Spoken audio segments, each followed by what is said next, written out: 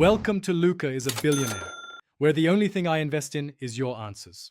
You start by confirming the exact SSD type, so you buy the right connector and hardware. This matters because NVMe M2 mounts differently versus SATA drives. Once done, gather a screwdriver, SATA cable or M2 standoff and a power connector or USB enclosure. Make sure to back up any critical data before proceeding. Shut down and unplug the PC, then ground yourself to avoid static damage. Now open the case and locate the appropriate slot or bay for the drive. You'll now install the drive.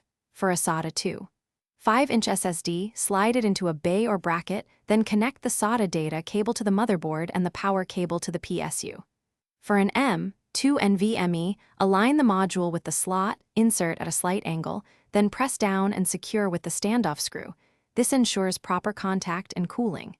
If using an external USB enclosure, seat the SSD, secure the shell, and connect the enclosure's USB cable.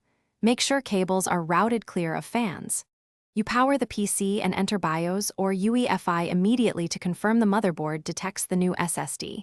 If it appears, exit and boot to your operating system.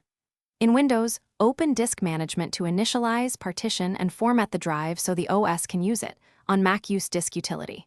Once formatted, transfer or install files as needed.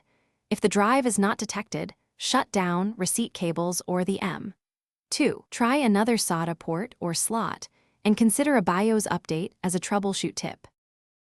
Thanks for watching and please subscribe. It's the best investment you'll ever make.